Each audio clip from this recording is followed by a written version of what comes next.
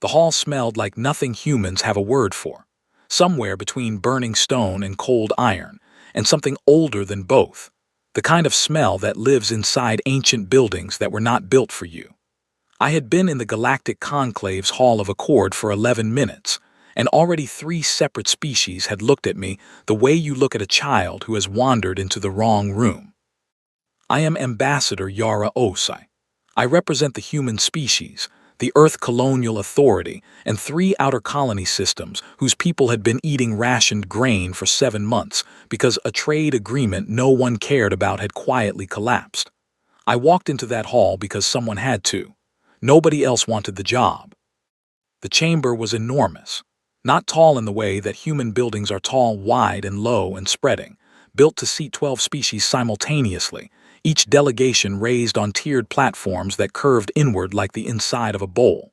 Light came from somewhere above, pale and colorless, the kind of light that shows everything and flatters nothing. Every surface was smooth and dark. Every sound came back to you slightly delayed, as if the room itself was listening before it let your words go. My seat was at the far end, provisional member. That was the word they used for us.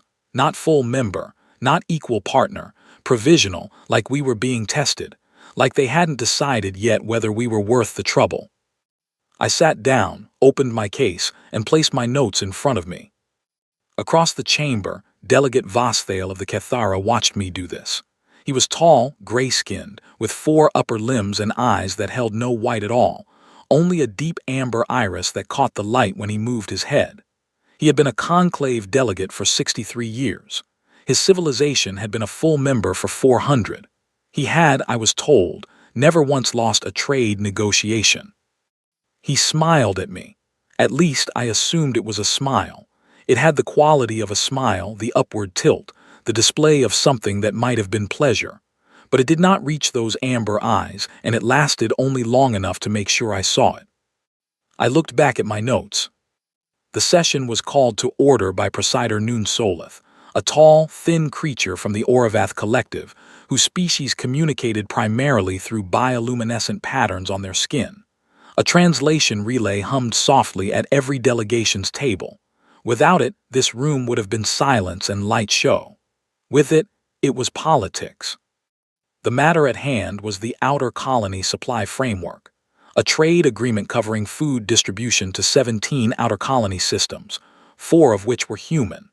The agreement had been in negotiation for 9 months. It had stalled because 2 Kethara-aligned trading blocks were disputing the route allocations, and the current delay was costing the colonies not just food, but stability. I had read every document filed in this negotiation, all 412 of them. I had read them in the original languages where I could access translation software precise enough. I had flagged 31 inconsistencies in the route allocation claims. I had mapped the supply chain blockages back to their source. I knew exactly where this deal was stuck and exactly why, and I knew that the reason had nothing to do with logistics. When my turn came to speak, I stood up. The room did not go quiet. It continued at its usual low murmur, the soft clicking of the Dreshvi, the tonal hum of the Oravath, the dry mechanical shuffling of the Velkoth attendants at the back. My standing up did not change the temperature of the room. I was provisional. I was new. I was human, which meant to most of the species in that chamber that I was somewhere between amusing and irrelevant. I spoke anyway. I laid out the blockage clearly. I showed the route data, the supply projections, the impact on colony populations. I used no dramatic language. I used numbers. Numbers are universal. Numbers do not care whether you find them interesting. They simply are, and they sat there in the middle of that grand chamber like stones dropped in still water, sending out rings that nobody could pretend they hadn't seen. There was a moment, I noticed it, when the room got a little quieter. Not much, but a little. Vosthale did not wait for me to finish. He pressed the FloraQuest indicator on his panel before I had reached my 3rd supporting point, and Presider Noon Solith, with the practiced neutrality of someone who had been doing this for decades, acknowledged him. He spoke for 4 minutes. I understood most of it through the relay, though some idioms didn't translate cleanly. The substance of what he said was this: The human delegation's concerns, while noted, reflected a fundamental misunderstanding of how conclave trade law worked. Humans, he said, had been members for less time than it took some species to fully educate a single generation. The route allocations were complex historical agreements built on centuries of precedent that a new member could not reasonably be expected to fully grasp.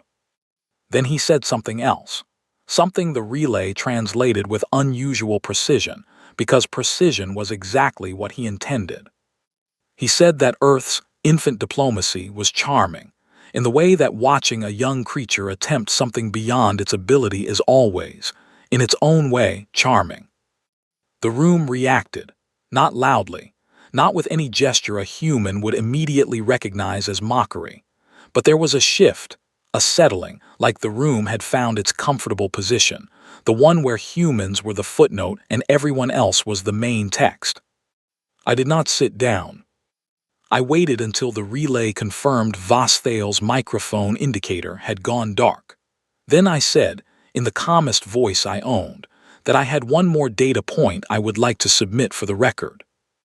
I pulled up a specific internal document from the Cathara line trading block, not leaked, not obtained through any means that violated conclave information protocols, simply a document that had been filed as required by law in the conclave's own trade registry 18 months ago, and that nobody, it appeared, had actually read. The document showed that the route allocation dispute was not a logistics disagreement.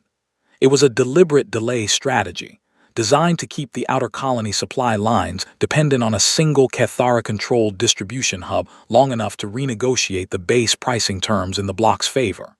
In other words, the reason 17 colony systems were going hungry was not a complex historical trade agreement. It was a business decision that had been hiding in plain sight in a public registry for a year and a half. I read the key sections aloud. The room got very quiet. Not a little quiet, completely quiet. The kind of quiet that happens when something has changed and everyone in the room knows it has changed and nobody is sure yet what the new shape of things is going to be. Vasthael's amber eyes moved from his panel to my face. The smile was gone. I sat back down. I folded my hands on the table. I waited.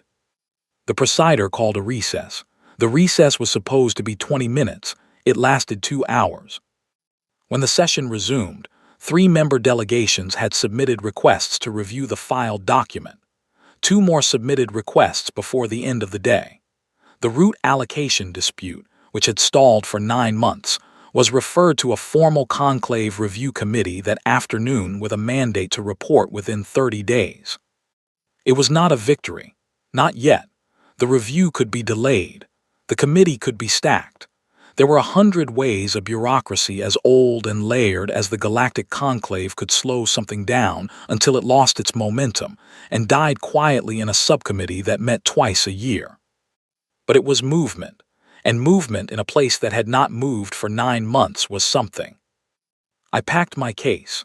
Around me, the other delegations were rising, their attendants gathering documents, the soft sounds of a dozen different species filling the space again. A junior delegate from the Oravath Collective passed my table and paused for a moment. Their skin showed a faint blue-green pattern that my cultural briefing files described as something close to acknowledgement. They did not speak. They moved on. I walked back through the corridor alone. The hallway outside the main chamber was long and low-lit, lined with the seals of every conclave member species, some carved, some projected, some made of materials I couldn't identify. At the far end, where the corridor turned toward the human delegation's assigned quarters, I stopped and looked back at the hall's entrance. Somewhere inside that building, Vasthael was already making calls. I knew that. I was not naive about what I had done today. I had not made a friend. I had made a point, and in politics, making a point and making an enemy are often the same action wearing different faces. I thought about the 3 outer colony systems I was here to represent, 12 million people, grain rations, 7 months and counting. I turned and walked back to my quarters. I had more documents to read. I sat at my desk that night and opened my personal log. I recorded, as I always did, a short account of the day's session, the document I had submitted, the response, the recess, the committee referral. Then I recorded something else, something I had not planned to say out loud. I said that I had felt, for the first time since arriving at the conclave, that the room had heard me, not respected me, not accepted me, just heard me. And I said that it was strange how much that small thing felt like enough to keep going. I closed the log. I turned off the desk lamp. Outside the small observation window of my quarters, the station's exterior lights ran across the hull of a HFY diplomatic vessel moored 3 berths over, and beyond it, the dark and the stars. I did not know then that I had 4 more days. I did not know that the document I had read into the record had already triggered a chain of decisions in rooms I had no access to, made by people I had never met, who had decided that a human diplomat who actually did her homework was a problem that needed a solution. I only knew that 12 million people were waiting. I went to sleep. 2 days later, at the opening of a joint session on outer colony infrastructure rights, I stood up again to speak. I had new data, cleaner data, a follow-up analysis that connected the root delay document to 2 additional filed complaints that had been sitting in the registry since the previous year. I got 4 minutes into my presentation. Then the room went sideways. It started as a feeling, not pain exactly, but a wrongness, the way your body signals something before your mind has caught up with what's happening. My hands were on the table. The documents were in front of me.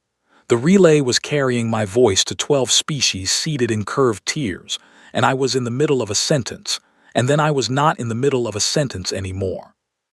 I was on the floor. I remember the ceiling. I remember the pale, colorless light from somewhere above. I remember the sound the chamber made, a collective shift, a sudden sharp attention that 12 species expressed in 12 different ways all at once, and all of them landing around me like falling weather. I remember thinking, the data is still on the table. That was the last clear thought I had in that chamber. My name is Ambassador Yara Osai, and I fell on the floor of the Galactic Conclave's Hall of Accord on a Tuesday, in the 41st year of human interstellar contact, with a half-finished sentence still hanging in the air above me. And the galaxy, for one long and terrible moment, went completely still. It did not know yet what came next. It would find out. On a relay station 9 light-years from the conclave, Commander Daishi Tanaka was eating a cold meal and reading a logistics report when the priority flag came through. He put the fork down. He read the message. He read it again. Then he sat for exactly 4 seconds doing nothing at all. 4 seconds is a long time when you have spent 20 years in strategic command, and you know what the next step is, and you are deciding whether to take it. He pushed the meal aside. He pulled up the fleet manifest. He picked up his secure comm and made a call he was never, under any standing orders, supposed to make alone. The first person he called was Dr. Lena Vasquez. She picked up before the second tone. She already knew. 47 words. That was the full length of the Galactic Conclave's official notification to Earth's colonial authority regarding the incident. 47 words, filed through the standard diplomatic communication relay, marked routine priority, as if the death of a human ambassador in a chamber full of witnesses was the kind of thing that got routed the same way as a scheduling update. Tanaka had printed it out. He did not know exactly why. He was not a man who printed things, but he had printed this one and it sat on the corner of his desk for the next 6 hours while he worked, and every time he looked at it, the same feeling moved through him, not anger, not grief, not yet, but something colder than both. The feeling of looking at a thing that has been deliberately made small to see if you will accept its smallness. He was not going to accept it. The conclave's investigation was already underway, according to the statement. No named suspects, no named witnesses, no named anything. A vague procedural machinery had been set in motion, and Earth was expected, by the tone and the format and the routine priority flag, to wait politely while it ground slowly forward. Tanaka had been in enough rooms with enough people who thought waiting politely was the same as accepting the terms. He had watched it happen to smaller nations, smaller organizations, smaller voices. The machinery grinds, and the grinding takes long enough that the people waiting for justice either run out of patience, or run out of time, or simply become yesterday's story. He was not going to let Yara Os become yesterday's story. He called Vasquez because Vasquez ran the Human Intelligence Division's Xenopolitics desk, and because he had worked with her for 11 years, and because if anyone on the human side of the galaxy had already begun moving pieces on this board, it was her. She told him, in the flat, precise way she spoke when she had already processed the emotional part and moved on to the operational part, that she had begun a full review of the conclave session recordings from the past 6 weeks, that she had flagged 3 anomalies in delegate communication patterns in the 72 hours before the incident, that her team was cross-referencing trade registry filings against delegate financial disclosures across 4 member species, and that she had something she was not yet ready to name out loud, but that she was close, and that she needed 48 hours. Tanaka told her to take 36. She said fine. He ended the call and looked out the relay station's observation window.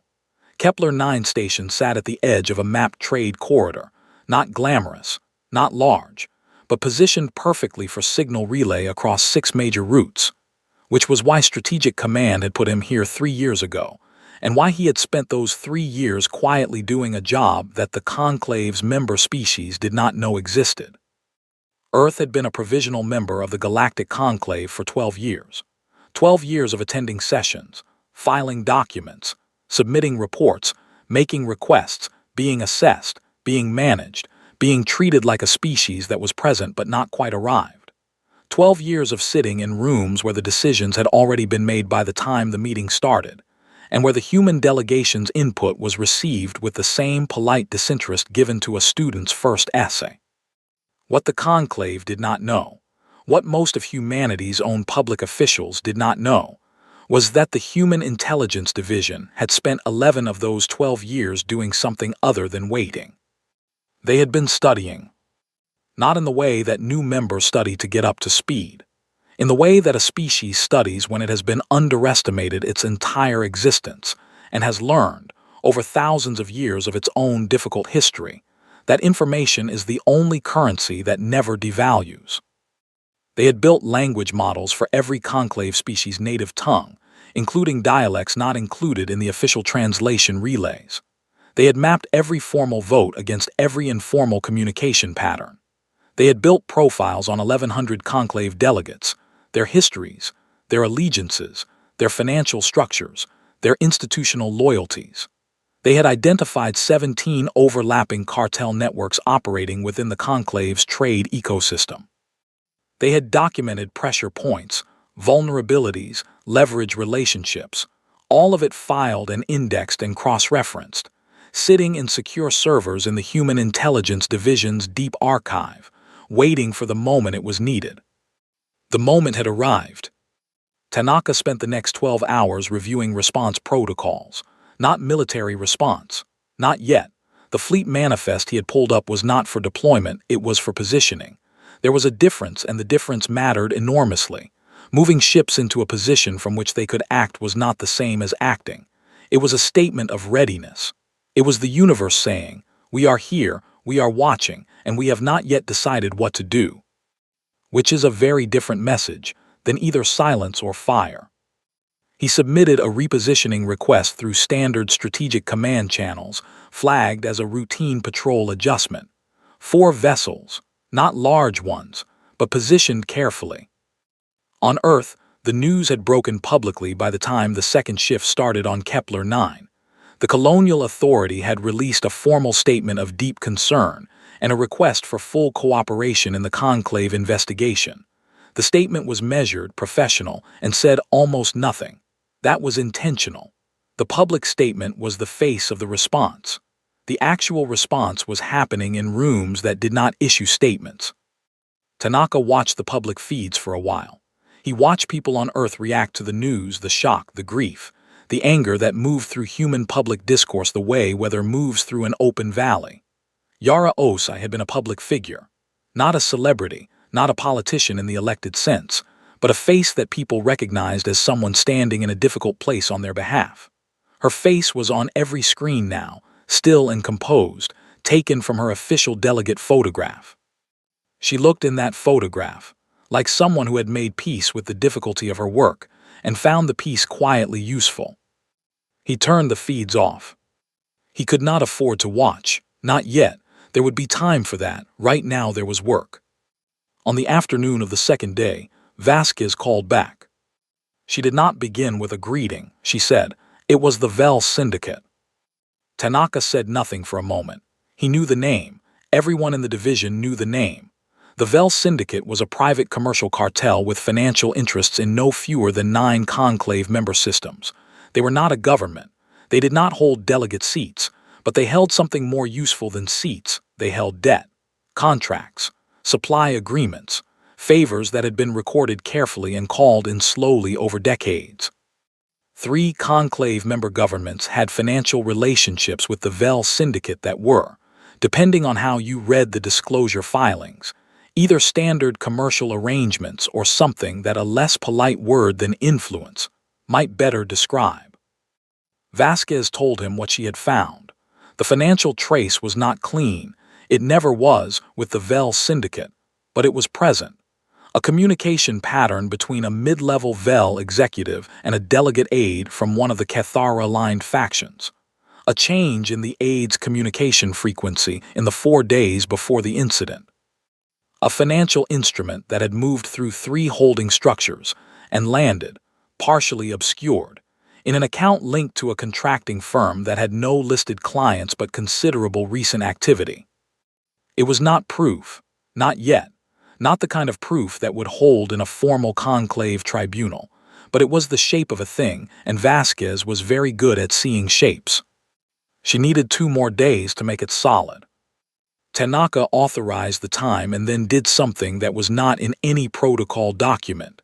He drafted a message, not to the conclave, not to the colonial authority. A message addressed to every neutral member delegation within the galactic conclave. The 5 species who held no formal alliance with any trade bloc, who had been consistently present in conclave sessions for centuries, and who had, over those centuries, built a reputation for independent judgment that even the most powerful blocs had learned to respect. The message was short. It said that the human delegation had information it believed to be relevant to the current investigation.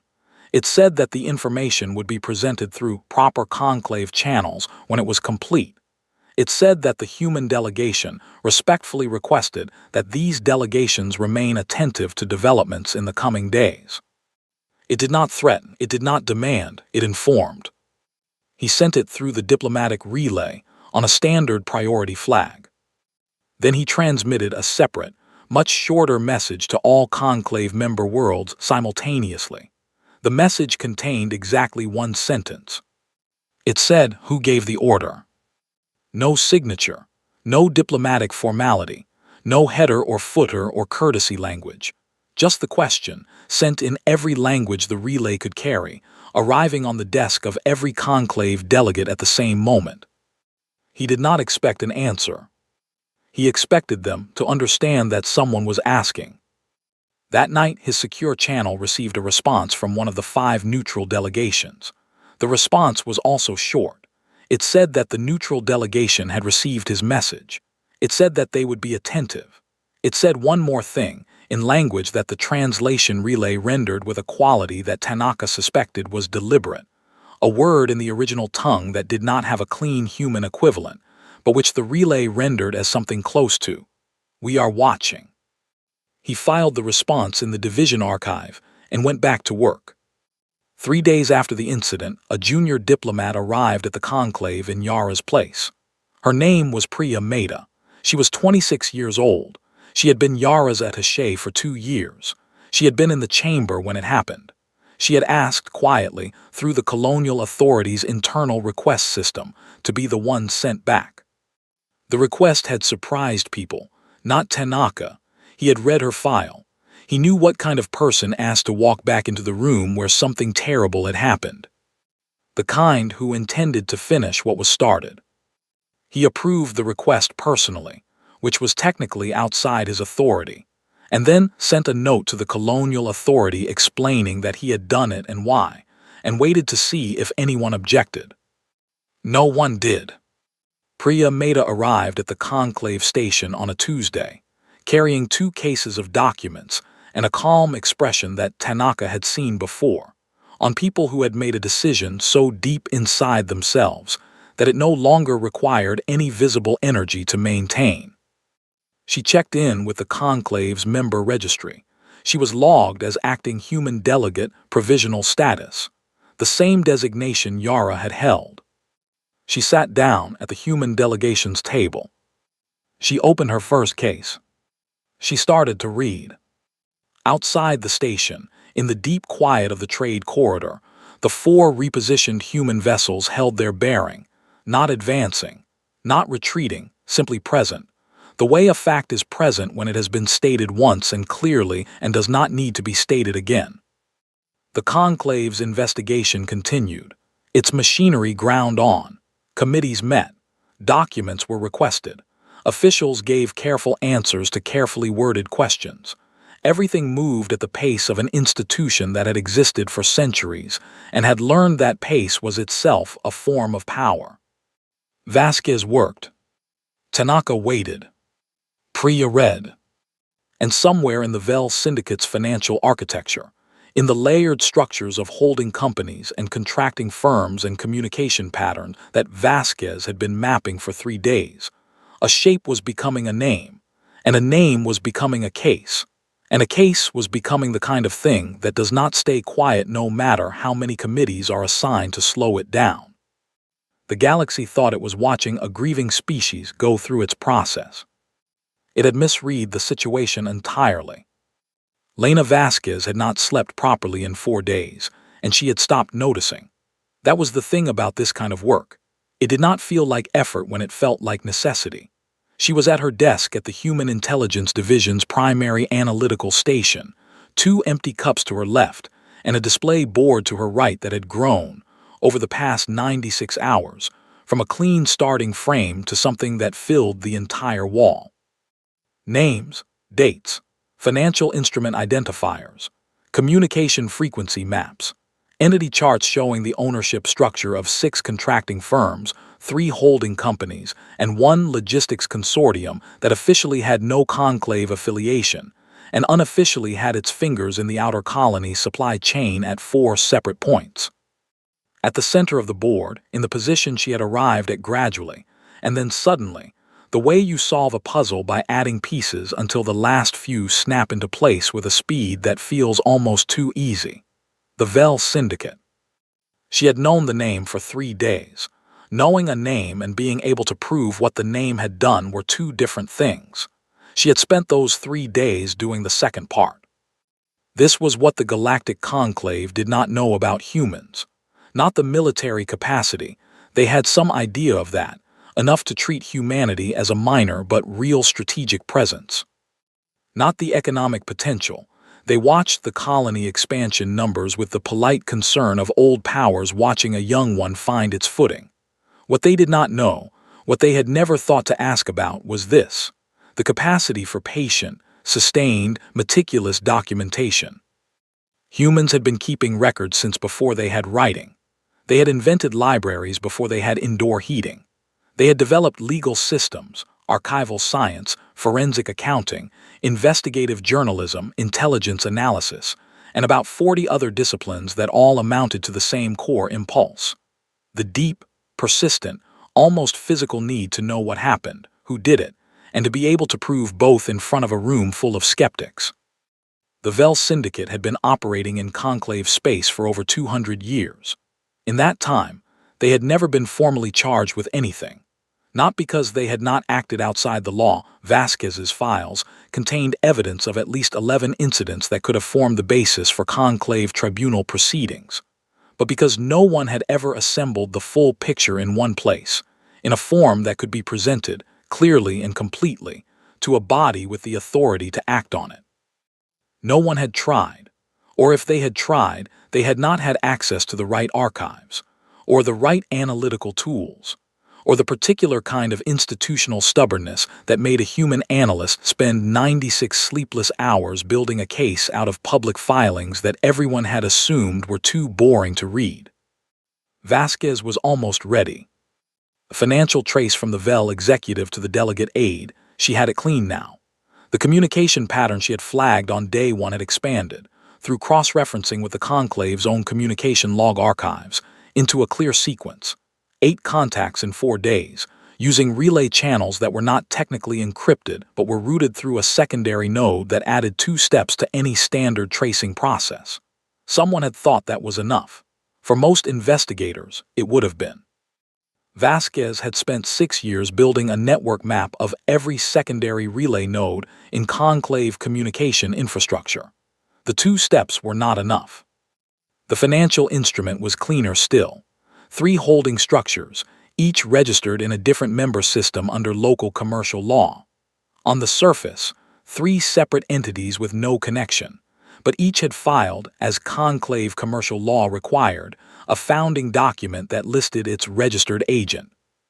The same name appeared on 2 of the 3, an individual whose public record showed no VEL syndicate connection, but whose communication pattern, over the past 18 months, showed 47 contacts with a known VEL executive account. The 3rd holding structure had a different registered agent, but that agent had co-signed a commercial contract 4 years ago with the same VEL executive. The contract was in the conclave's commercial registry, filed as routine, marked as closed. Nobody had looked at it again. Vasquez had looked at it. The money, once you saw the path, was unmistakable.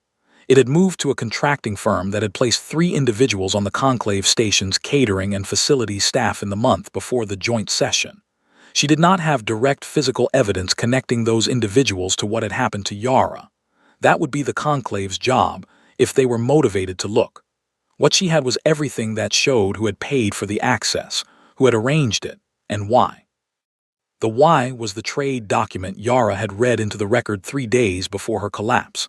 The VEL syndicate's outer colony distribution monopoly was worth, in annual terms, more than the gross economic output of 2 of the conclave's smaller member systems.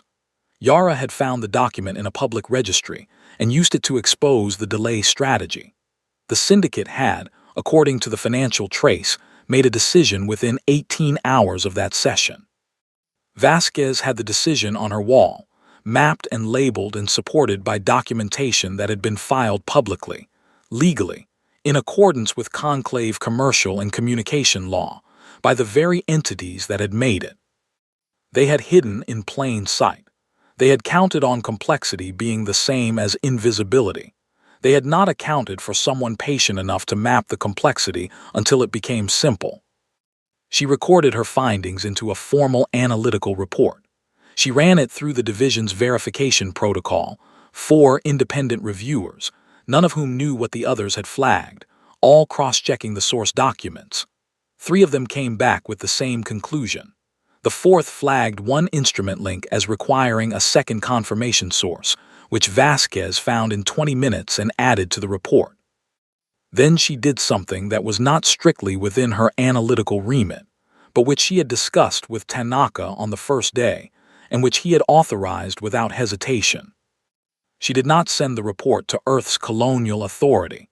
She did not send it to the conclave's investigation committee. She sent it directly to the 5 neutral member delegations, the same 5 that Tanaka had messaged earlier, in the form of a formal intelligence disclosure, which was a document category that existed in conclave law for exactly this purpose, providing evidence to parties not directly involved in a dispute, to ensure that information did not disappear into the management of parties who had an interest in its disappearance. Attached to the disclosure was a request that the 5 neutral delegations consider introducing the evidence into the formal conclave session record.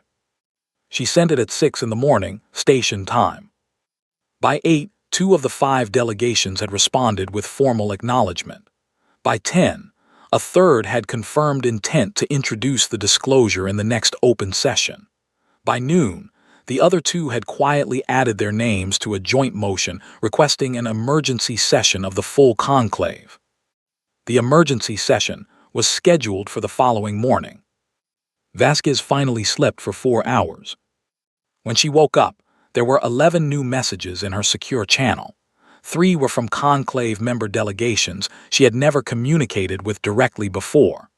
2 were from species whose intelligence services she had spent 4 years profiling.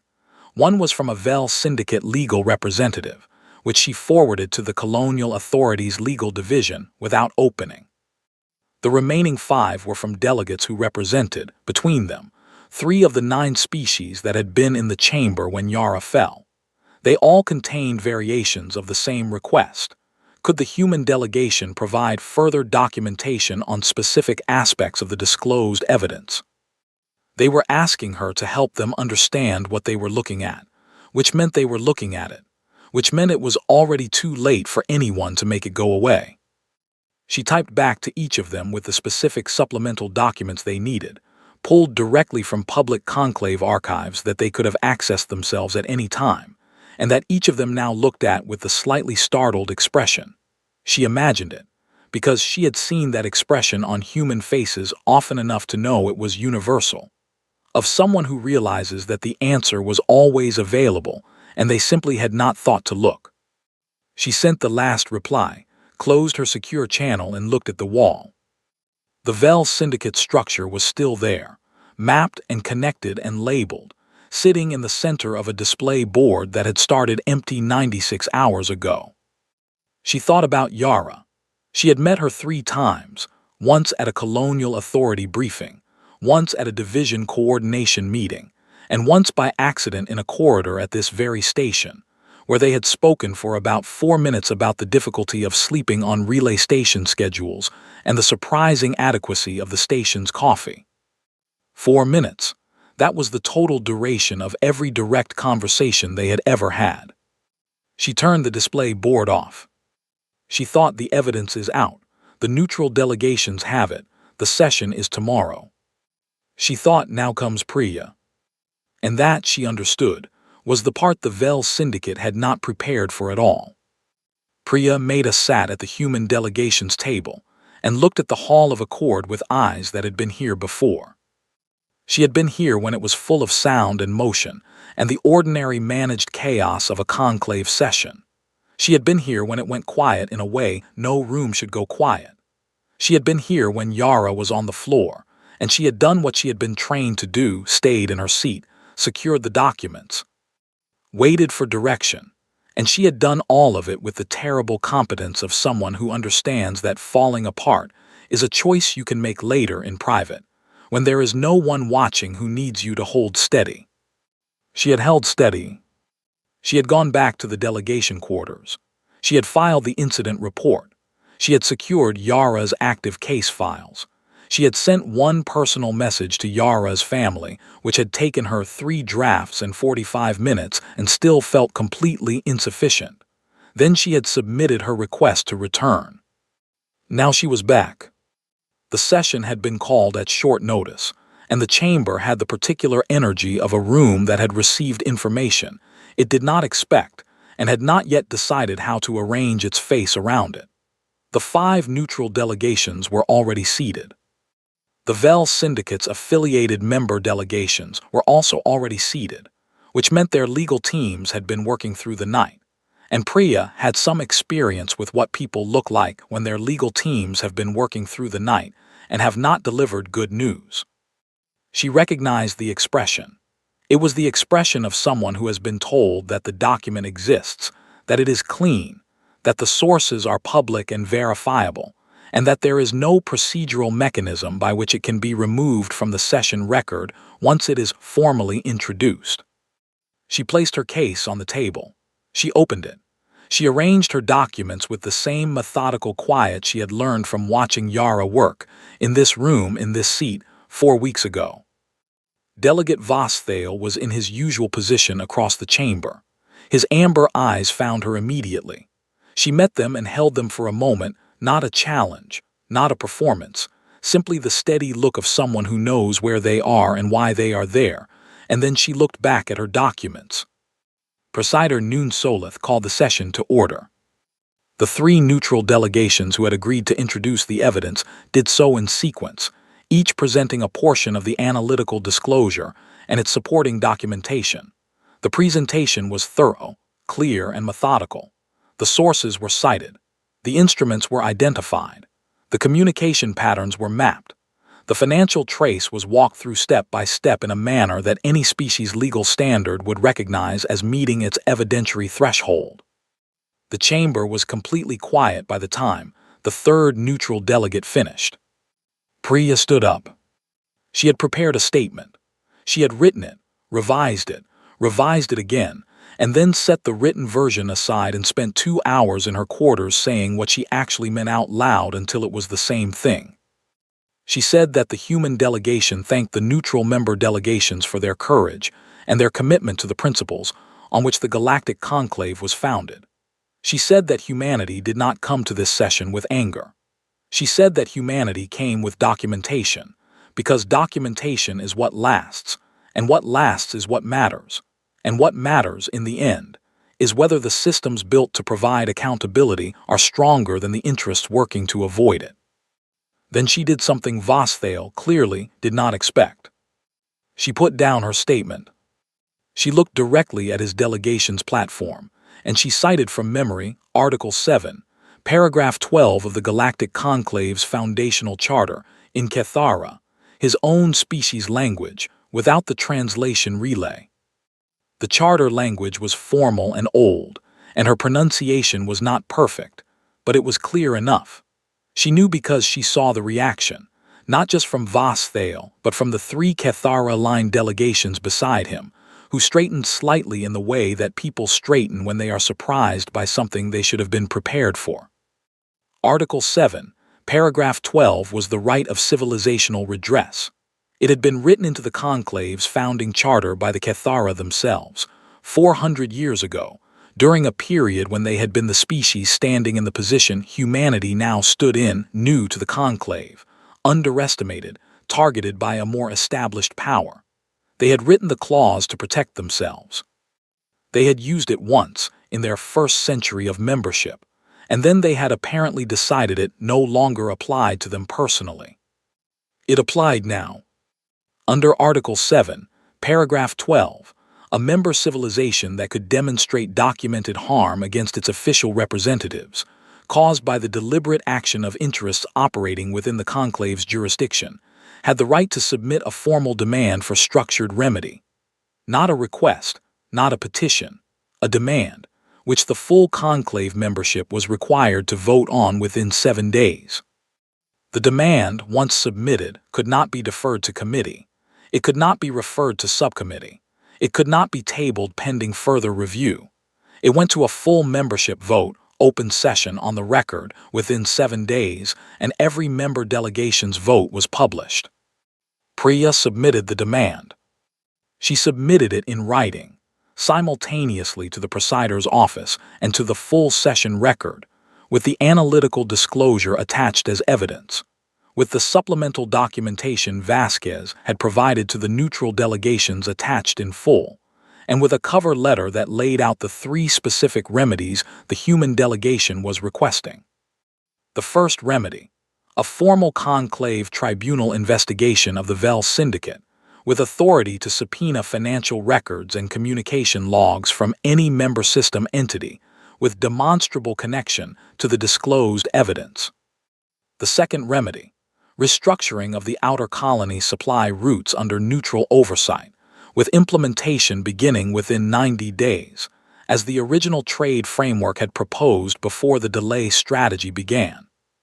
The third remedy, elevation of humanity's conclave status from provisional member to full member, effective immediately, with all rights and obligations attendant thereto. She sat back down. Vosthale pressed his fluoroquest indicator. Presider Noon Solith acknowledged him. He stood up. He spoke for 3 minutes. The substance of his argument was procedural. The demand was premature. The evidence was incomplete. The remedy requests exceeded the scope of what Article 7 was designed to address. Priya waited until his microphone indicator went dark. Then she pressed her own fluoroquest. The presider acknowledged her. She stood up again. She said, in standard conclave relay language, that she would like to respond to the procedural objection regarding the scope of Article 7. Then she cited 4 precedents, 4 instances in conclave history where Article 7 had been interpreted, adjudicated, and upheld by the conclave's own legal bodies. 3 of them were Cathara cases. She cited the case number, the session date, and the ruling authority for each one. The 4th precedent was from the founding session itself, recorded in the conclave's own charter ratification notes. It was Vosthale's own species' legal reasoning, written in their own language, explaining exactly why Article 7 was designed to be broad rather than narrow, remedial rather than punitive, and forward-looking rather than restrictive. She read the relevant passage, in Cathara, without the relay. The chamber was very quiet again. Vosthale did not press his fluoroquest indicator a second time.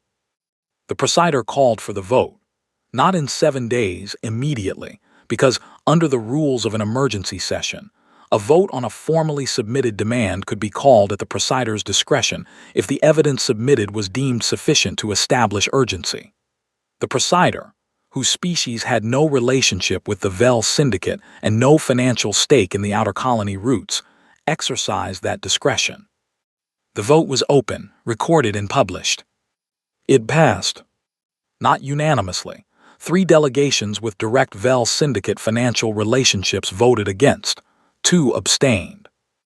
The rest voted in favor, not because they had suddenly developed warm feelings toward humanity, not because 12 years of provisional membership had transformed into genuine respect overnight, but because the evidence was clear, the legal mechanism was valid, the vote was on the record.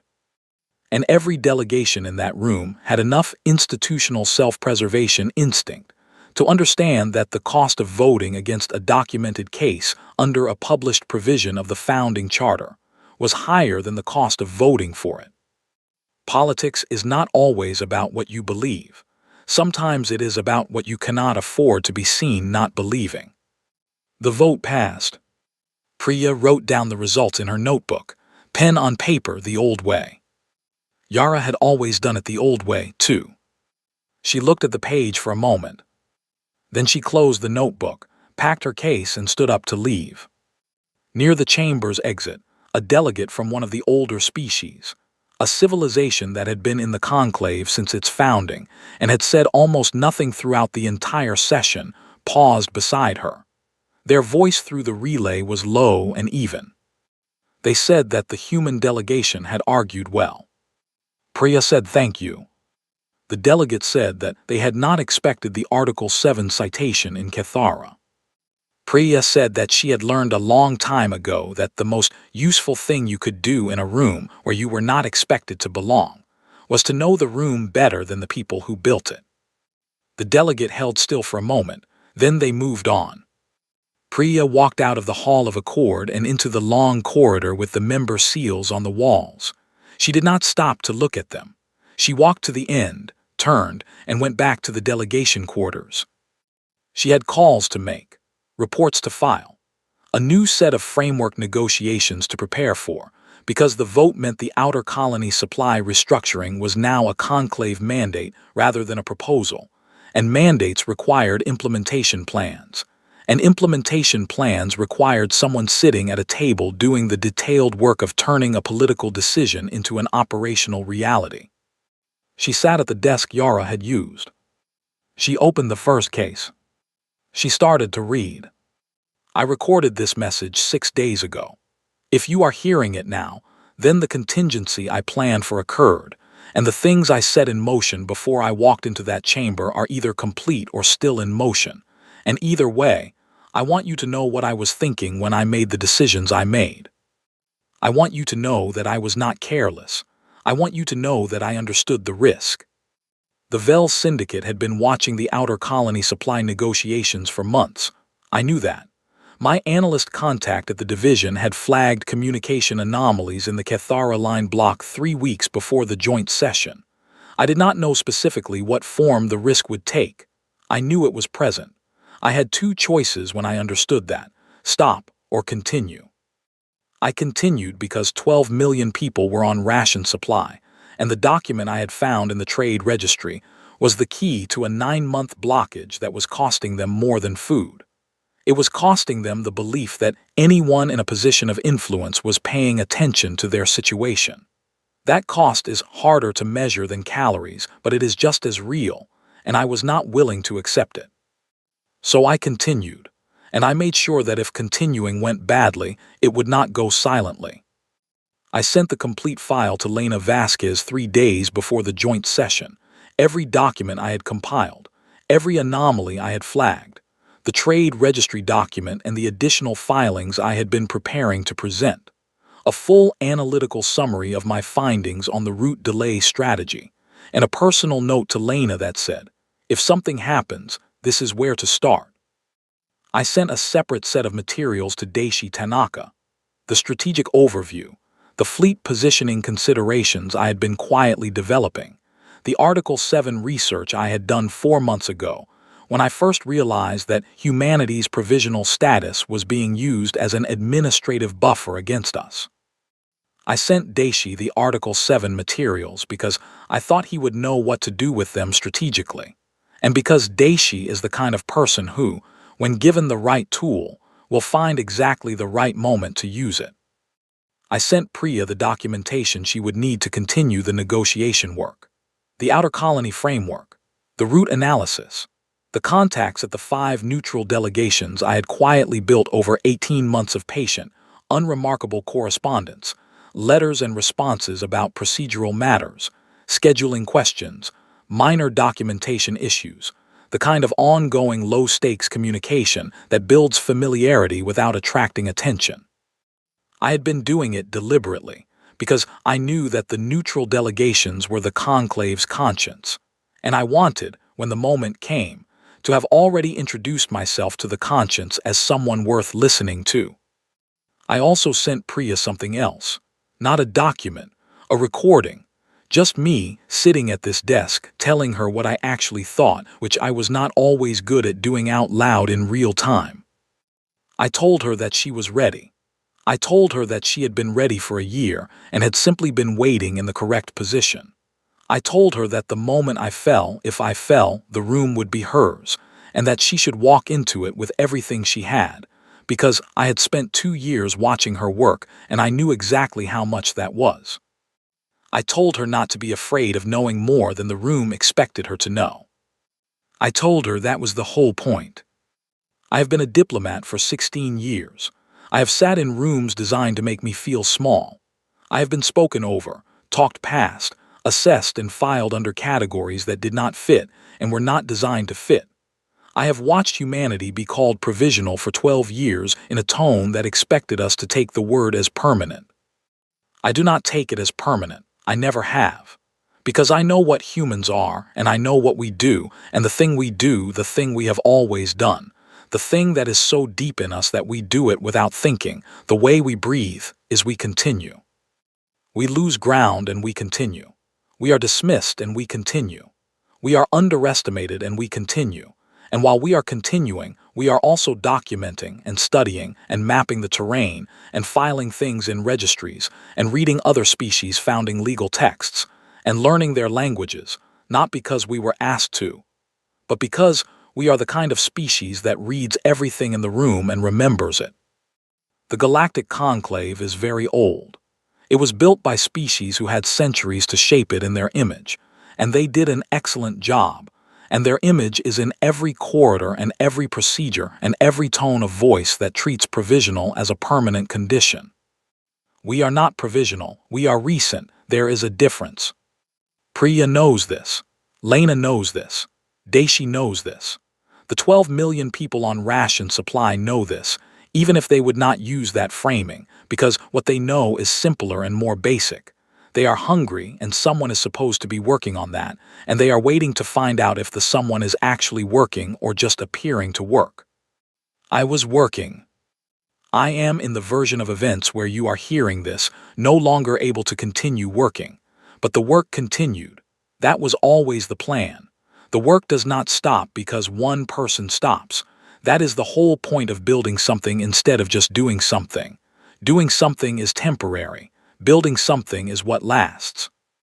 I built what I could in the time I had. I passed it to people who could use it. I walked into the room and made the best argument I had with the best evidence available, and then I trusted the people I had spent 2 years working beside to carry it forward. Because trust is not naivety. Trust is what you extend to people who have demonstrated that they deserve it. And Lena and Daisy and Priya have demonstrated it 100 times over. 1 year from now, I have to believe this. I choose to believe this. The outer colony supply framework will be in implementation. 12 million people will not be on ration supply. The Vel Syndicate will be facing a conclave tribunal that has the full documented evidence it needs to act. And humanity will be a full member of the Galactic Conclave. Not provisional, not almost, not in principle but not in practice. Full, on the record, published in every session log and every diplomatic registry, with all rights and all responsibilities and all the difficulty and tedium and endless patient work that full membership means. And somewhere in the Hall of Accord, a human delegate will be sitting at a table. Not the far end, not the provisional position, and they will stand up to speak. And the room will know, because the room will have learned, that when a human stands up to speak, you pay attention. Not because we are frightening. Not because we have the largest fleet or the most territory or the longest diplomatic history, but because we do the work, because we read the documents, because we remember what we find, because we are the species that walks back into the room where something terrible happened and sits down at the desk and opens the first case and starts to read. Because we continue. Priya, if you are hearing this, you already knew all of it.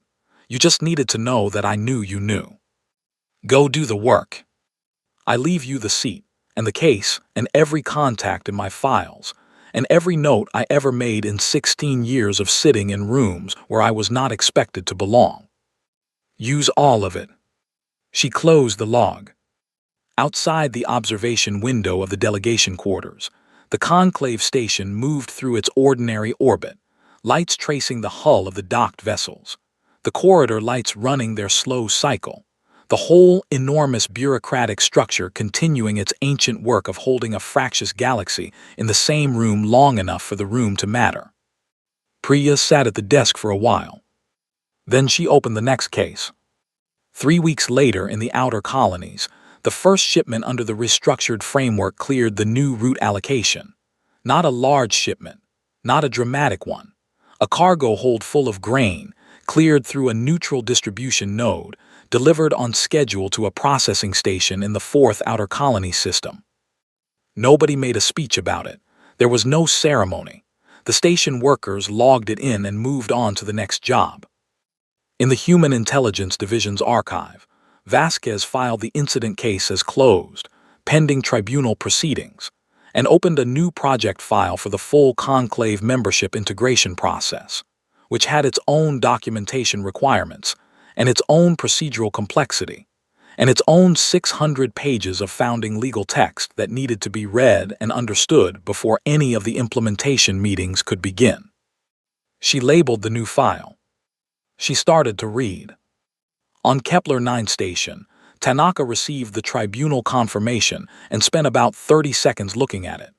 Then he filed it, sent a brief note to the colonial authority, and turned back to the patrol route adjustments that had been sitting in his tray since the repositioning.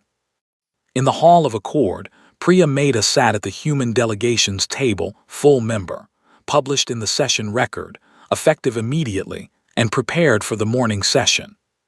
She had documents to present, an implementation timeline for the Outer Colony framework, a proposal for a joint oversight mechanism involving 3 of the 5 neutral delegations, a list of follow-up matters from the tribunal's preliminary filings that required her attention.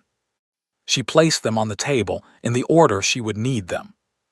Around the chamber, 12 species, and now, fully and formally, a 13th prepared for the session. The presider called the room to order. Priya kept her seat warm and her case sharp and the work going forward, one document at a time, one session at a time, in the room that had been designed to make her feel small, and had not managed it, and would not manage it, because she had inherited more than a seat and a case from the woman who had built this opening. She had inherited the belief that the room was worth being in. She was going to be in it for a very long time.